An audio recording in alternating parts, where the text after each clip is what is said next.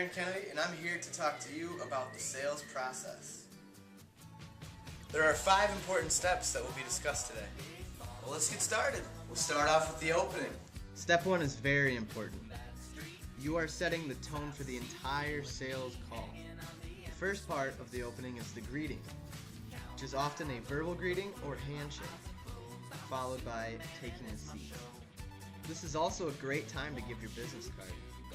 The second part of the opening is building rapport. This is developing a connection with the buyer, getting an understanding of what the buyer is like outside of business. This is one of the most important parts of the entire sales call, is building rapport, getting that connection with the buyer, getting that friendship, that relationship, building that partnership to work together. The third step in the opening is company information. What I mean by this is giving a brief background of your business. Often salespeople bring in fact sheets, a list of significant clients, or also accomplishments. By giving company information, you are selling the buyer on the fact that your company is better than your competitors. The fourth step of the opening is your purpose statement. This is giving the prospect a general purpose of the meeting. It is very important to have a clear, concise, and strong purpose statement. You want to make sure the buyer knows why you're here, right? The final step in the opening is transitioning into the needs discovery step. This is often asking a question such as, do you mind if I ask you some questions? Step 2, needs discovery. Now the first part of the needs discovery is uncovering needs, asking situation questions, and also asking need questions. A situation question is asking about the company, such as, how long have you been in business for? Or, where are your offices located? Need questions are specific problems or concerns, such as, do you have a color preference? Do you have a size preference? How soon would you like inventory to be shipped? After you've found out what the buyer's needs are, comes step 2. This is checking for other issues. You may discover some important needs the buyer has not revealed. The third step for needs discovery is summarizing and clarifying. This means going over important needs you have uncovered. You are also making sure the prospect is confident about the previous concerns he had. The fourth step in the needs discovery is a final check for issues. This means asking again if the prospect has any other issues.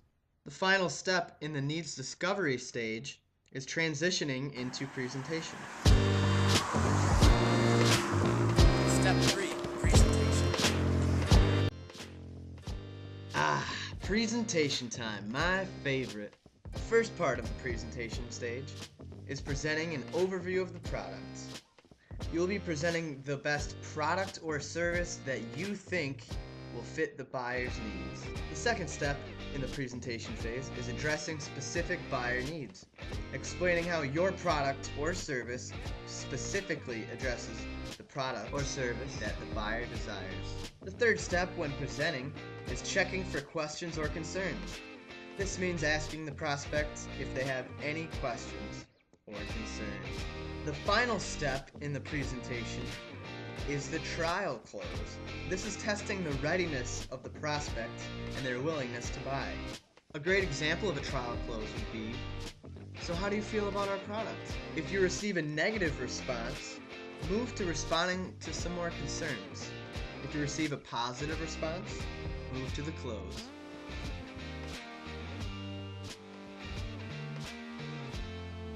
Step 4, responding to concerns.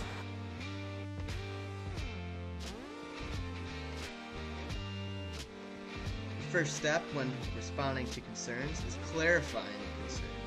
This is understanding the prospect's concern. It is also answering to the concern. The second step is acknowledging. Acknowledge and show interest and appreciation to the concern. Acknowledge verbally and non-verbally. The third step is responding. Use features, benefits, advantages, dramatization to resolve concerns. After responding to the buyer, verify resolution. Check with the prospect to see that the concern is resolved. Once this is completed, check for other issues. Check to see if there are any other concerns that the buyer has yet to reveal. After resolving all concerns the buyer may have, comes the trial close. Once again, the trial close is testing the readiness of the prospect to move on to the close.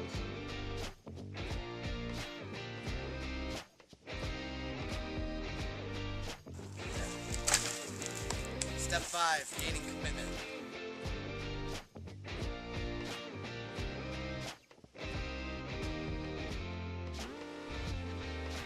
Alright, you made it to the final step.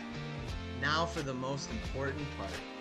The first stage, when gaining commitment, is receiving a positive response to the trial close.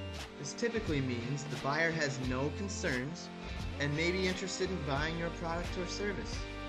Step 2 can often be hard. This is asking for commitment. There are many different styles salespeople use. The first style is the direct request. The direct request is simple yet effective. An example of the direct request may be, Mr. Jones, can I get an order signed for 100 cases to be delivered next week?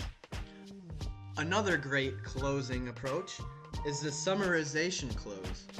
With this technique, the sales rep reminds the prospect of the important issues uncovered during the call and outlines the corresponding benefits of the product. In essence, the rep is summarizing key points of the sales call. This method may be most suitable in situations where there is a significant number of issues that have been covered, or where there have been a number of previous meetings concerning this buy. Another effective way to close is creating a balance sheet. This simply means creating a list of pros and cons for choosing your product or service. Once you have finally gained commitment, finalize the details.